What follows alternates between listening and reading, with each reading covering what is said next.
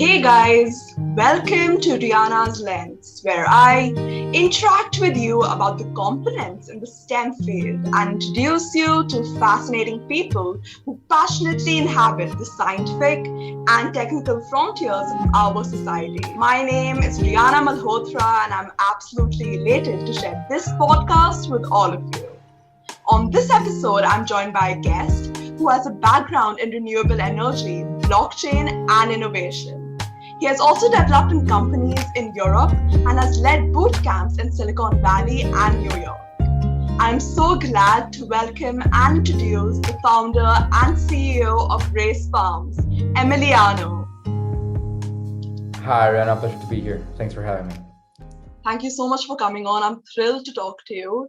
So I just wanted to know first that where did Raiz Farms derive from, and how did it all happen, and how did the journey begin? Of course. So coming back to a bit of the background in terms of boot camps, innovation, and renewable energy. So we started Raiz, just to give a bit of context. Raiz in Spanish and in Portuguese means root. So in our plans, we keep the root alive, just for people to know what we mean. So it started back in 2017 with getting to know what urban agriculture is, urban farming, and vertical farming. I had the opportunity to get exposure to the field in New York, and starting with Sky Vegetables and a partner and great consulting firm called Agritecture offered a visit to a boot camp I was leading in New York, to the rooftop farm. So that was our first exposure of what vertical farming is. Keeping always in the lookout. Then with my renewable energy background, we're starting a development of renewable energy credits for small DER, so it's distributed energy resources. So how to link them into the ecosystem, and a natural user of that system was urban farms, right, or high-tech indoor farms that use a lot of energy. So that was the first, let's say, commercial business approach: how to make energy efficiency more of a matter in urban farms. So that was like first starting to delve into it, and then met with one of my co-founders, CTO Simon, back in 2018, and starting developing a concept for modular systems of indoor farms. But it wasn't until 2020 when everything also I think for many founders and people in the world with the pandemic, it sped things up. And last year we started developing the company. We really put our team together and started working on a prototype farm and a brand and a company to launch here in Lisbon, Portugal. That's where we're based, and started crafting our approach towards vertical farming in terms of distributed farms in the middle of the city, and to cater to specific neighborhoods and communities.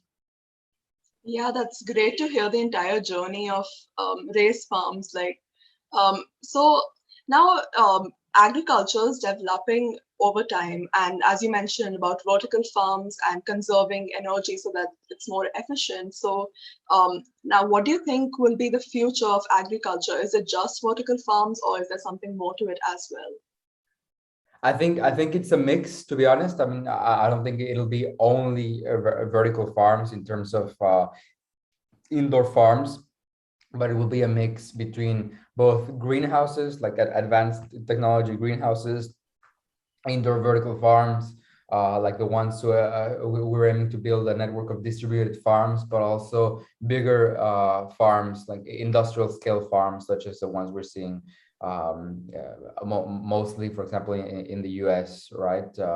But it'll be a mix of different components of farms, without Yes, without eliminating, let's say, traditional agriculture. I think traditional agriculture will diminish. So food will be produced mostly near where it's needed to be consumed. So we're seeing a rise in the urban population. So that's also where the shift will go to, and shortening the supply chain. But I don't think the traditional agriculture will disappear entirely. So what we're looking at in the future is let's say a more efficient mix of farming, combining cities, natural resources, and transforming spaces that were previously unused, or that can be transformed into yeah, yielding farm. Yeah, right. I think that's definitely very important. So, I was just reading about vertical farms like a few days ago, and I noticed that the agriculture is mainly focused on leafy greens, especially in places Mhm. like United States, as per vertical farming. So, why do you think the crop is so limited? Why aren't we delving to fruits as well?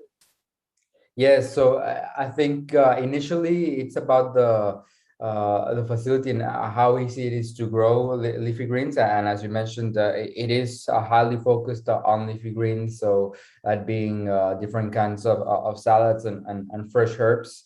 But it's not only that, right? So it is indeed the first approach that most farmers, included even us, take while stepping into the field. But it's definitely not the only thing that's being grown. We're seeing a lot of development in the industry, all the way from strawberries, tomatoes, hops, amongst other different crops that are starting to be developed. And that's definitely something that we also want to focus our R&D into, right? So what we aim to develop in the midterm is a mix of high protein crops or nutritious crops that not only, of course, have the benefit of being tasty and good, but that can concentrate a high nutrient dense, right? That are highly nutrient. So we're starting with also microgreens such as lupini, that are one of the crops with a higher protein concentration, but also taking it from there and exploring other kinds of crops. And as you said, also even fruits. We have interest, for example, in strawberries. It's just about finding the right demand in the market as well, right? But yeah, just to say, it's limited. Yeah, to answer your question, it's limited given or it has been limited given the easiness, let's say, to grow other crops, or to grow the leafy greens. And but it's being the growing techniques and methods and recipes for growing other kinds of crops in indoor farms is being developed, and there's a lot of new knowledge coming along. So we'll definitely see a wider variety in the near future. Yeah, definitely. But do you think that this shortage in growing fruits is because of the hurdles with pollination? With pollination as well, I think that does entail a challenge. One of our partners, I was talking about Simon before, CTO.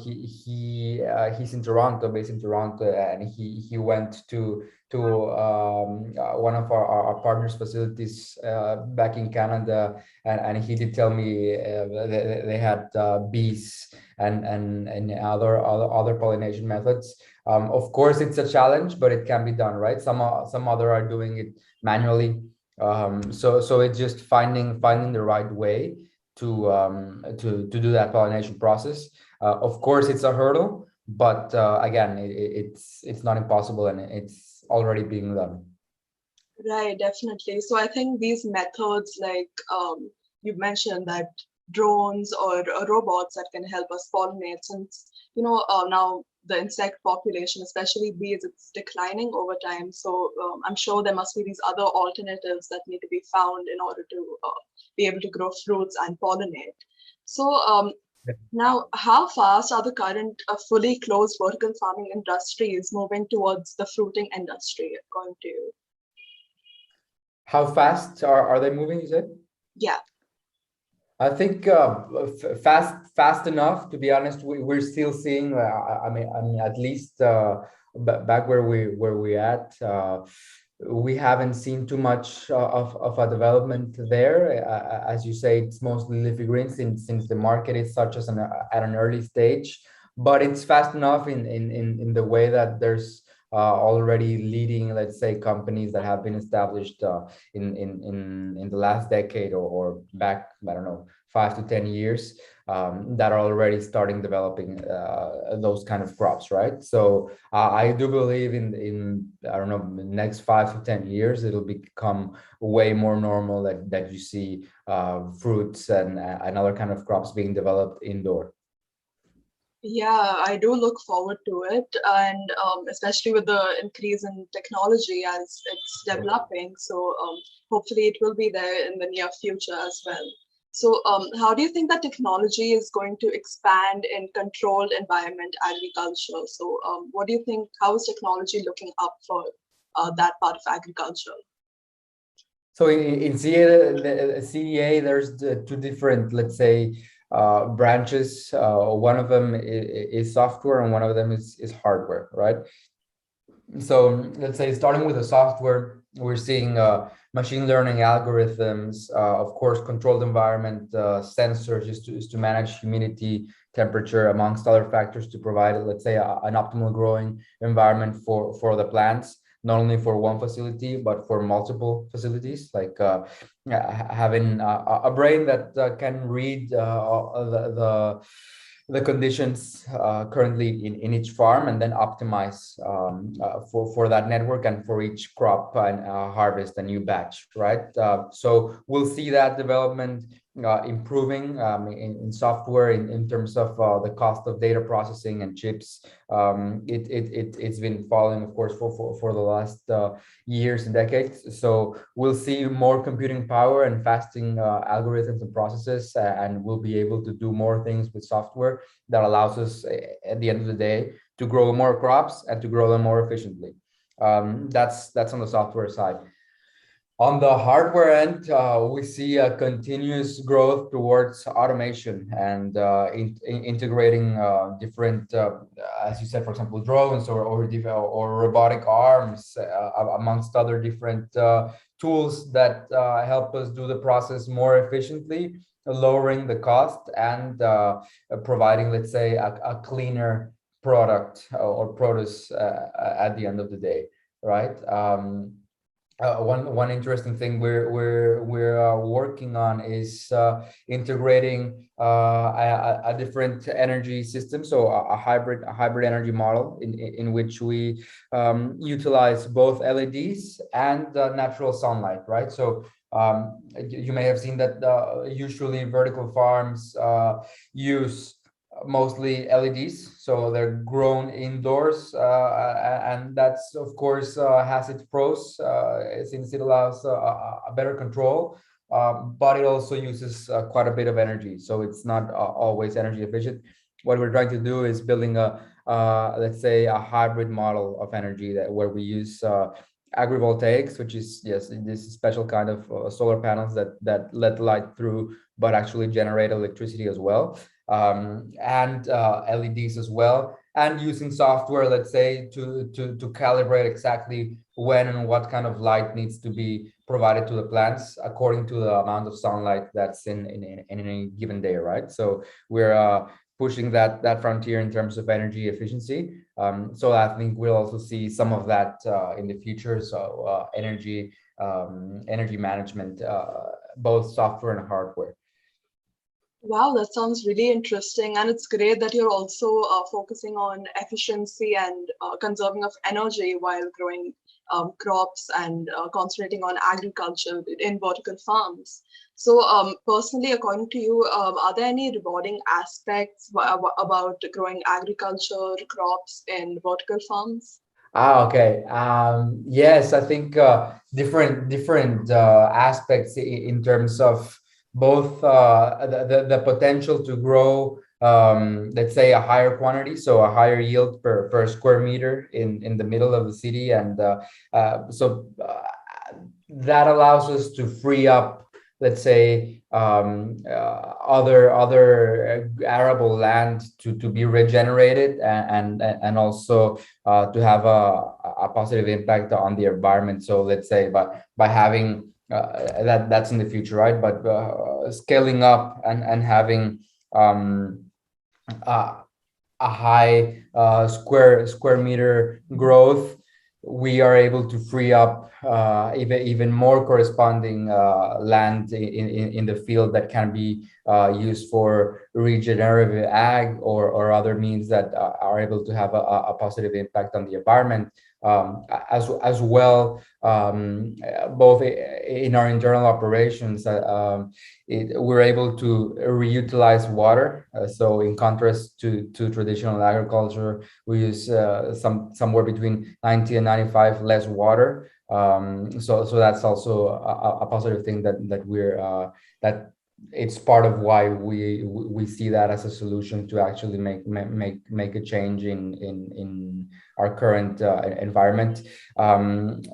Also pushing the frontiers of what I just said before, of technology, right? So there, as mentioned, it's a nascent field. It's still growing. It's in its early stage. So there's a lot of room to integrate different technologies and make it more attractive, more efficient. One thing I'm also interested or happy to be delving into is blockchain integration. So, for example, tokenizing a hydroponic asset and making it an investable asset through digital tokens, right? We're working currently with the Near protocol. I invite anyone to dive into it. What Near is, and still in its early stage, but we've received good interest and support. So we know that every supply chain is being digitalized throughout the world, not only farming, but also farming and different. All the way from automotive to manufacturing supply chains are being digitalized and also put on the blockchain, and we see vertical farming also going towards that, all the way from the seed to the final harvest. So that's also we're in a way pioneering and working towards to develop. So that's also something exciting as well. Yeah, it's really awesome to know that there's so much that goes behind building, just making a crop or growing fruits and leafy greens. And also, agriculture is really looking towards the technological aspect. So that's something great. And definitely that there's so many new inventions under agriculture itself. So that's really awesome to hear. So now going a bit further back, what motivated you to get into agriculture? To get into agriculture, as mentioned, no, my first exposure with technology over there, when I saw this rooftop farm in the middle of, that was in the Bronx actually, right? So it is yeah, sort of a harder part of New York City, but we saw greens being built on the top of a building that otherwise would have not been developed, and these greens growing in communities. So the positive impact it can have in communities and transforming spaces, right? So I think that's a strong motivator, like being able to transform spaces and help communities, and of course feed communities with amazing produce. Then a bit more on the personal side, being able to grow, for example, what we're growing right now, it's basil, which is, I've always loved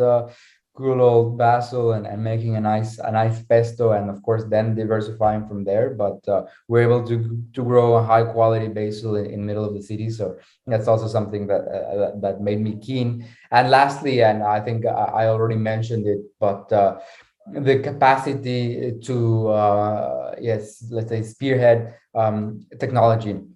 Right. So I'm all in for innovation and yes, technological integration. So I saw vertical farming and agriculture or ag tech, right, as somewhere where there's room for creativity, innovation, and things, yeah, possibility to integrate new ideas and new protocols and technology. So that's something that really motivated me as well to dive in. Yeah, absolutely. It's really looking up. And as you mentioned, basil is one of your favorite crop to grow. So, what other crop do you prefer growing in your farm?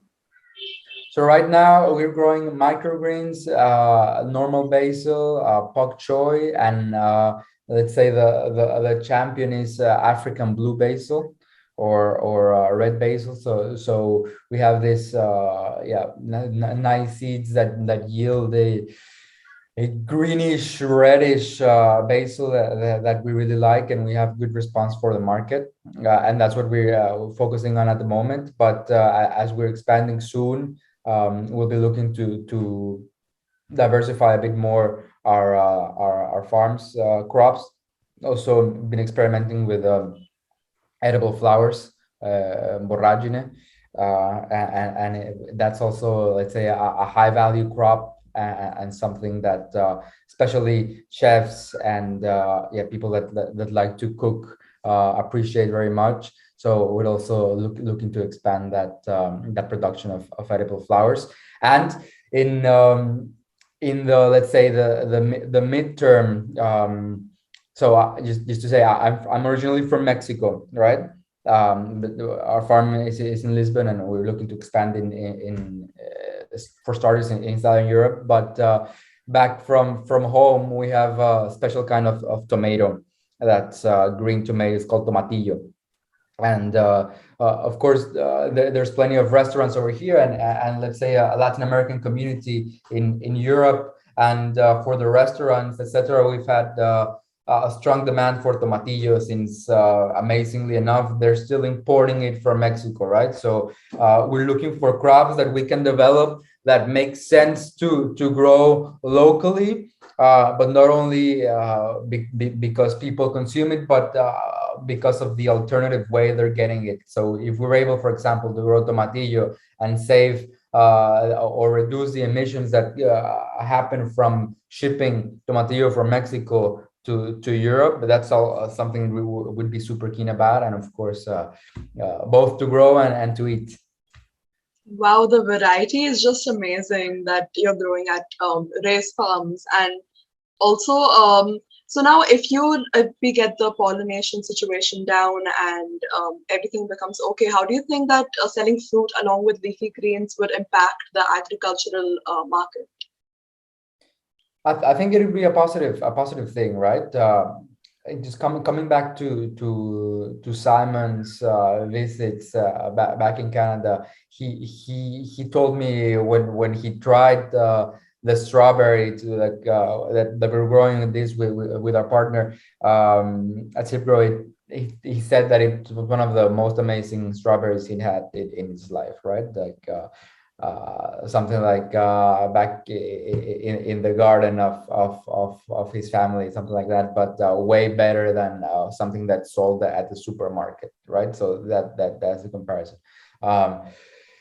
So it will have a positive impact both for the consumer, as giving them a tasty produce, a nutritious product, something that really changes the game in terms of taste and freshness, but also for the adoption of these new growing techniques, right? So still, if you go to the street and you talk about vertical farming or hydroponics, there's a very low percentage of people that are actually aware of what vertical farming is, right? It's not something that everybody says, okay, yes, I know that, or that's all already top of mind of the consumer. So with more diversification and expanding the crop variety and all the we're going to fruits and other popular, let's say, crops, it's good for the industry, since it widens the mind of the consumer in terms of what's available to be grown by indoor farms. So I think that'd be a positive impact for sure. And is there any cost benefit for vertical farms for selling fruits? For selling fruits, I have to really do that analysis, to be honest. I think the most important thing, or yeah, in terms of cost benefit, is the yield per square meter that you can achieve, right? Normal, for example, tomato that grows very high, right? So you need another system, and you need, of course, more height for growing the vine. So it's just doing the analysis in terms of what you can grow and what the demand. And for example, if we have what we're using right now, it's barrels, so sort of towers that have holes, or let's say vessels spread around the tower. So we can grow around 120 crops per square meter only with one barrel. No, if we were to make it higher, then it could grow more. So it's making that cost benefit analysis, and also quantifying the opportunity cost of growing, let's say, leafy greens, other crops that can be grown in that barrel, versus growing, yes, other kind of fruits through another system. So yes, it would be in terms of the yield per square meter, and the price that can be set in the market. So that would be, let's say, the analysis that would have to be done. And of course, also in terms of the inputs, of nutrients, water, electricity, how much does it go, to have a decent output. So that would be the analysis have to be made, and then deciding if it's worth growing or not. Right, definitely. And how do you think robots or bee drones will help growing leafy greens or fruits in the future? We're seeing that already, for example, with drones and robotic arms. So yes, we're looking to expand our team in the next following months, also to include, let's say, more hardware oriented and automation expertise. So one of these aspects is a robotic arm that would be able to transplant, or to do the harvest. Yes, just inputting this robotic arm into specific parts of the process that can help us, as mentioned, lower the cost and make it more efficient in terms of man hours and work that needs to be done there. In terms of, for example, drones, we see it being used mostly, for example, for computer vision, and for, let's say, controlling the quality of the crops, and also mostly used in, let's say, bigger operations, where you can have the drone flying by different racks, and with a camera analyzing the performance, or the quality of the crops, right? So we see different ways to integrate that technology, and we'll see much more in the future, right? So this is just a couple of examples, but yes, the way, or the way they work, and the purpose of technology is simply to make things more efficient, and to produce, let's say, a better output in terms of crops, with, let's say, a minimal input, and of course also thinking about the waste, right? So reducing as much waste as possible, and yeah, optimizing the energy expenditure as well.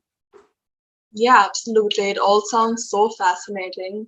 And lastly, what advice would you like to give to anyone wanting to join the same field as yours? Okay, so I think first, as it's a complex field, and there's a lot of research and knowledge to be acquired. So I would definitely recommend to dive into, let's say, already existing material on what is hydroponics, what is vertical farming, what are the challenges of vertical farming, and try to go from there as well.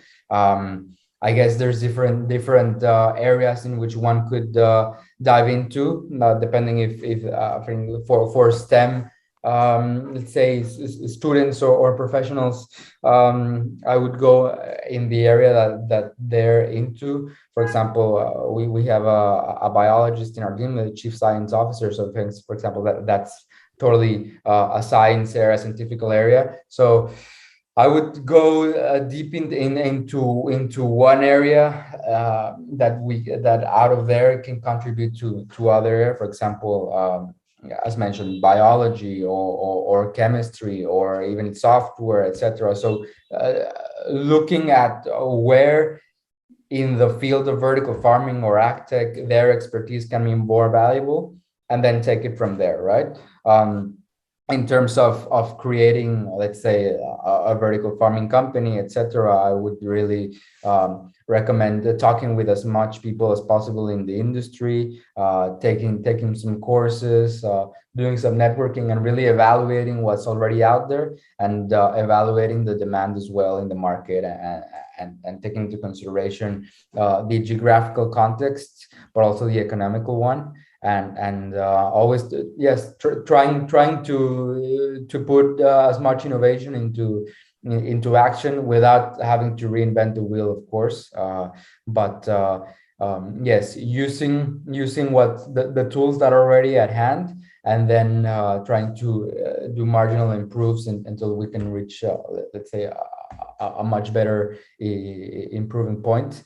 So yes, I think would really encourage people to go into it. It's a very, let's say, a noble field.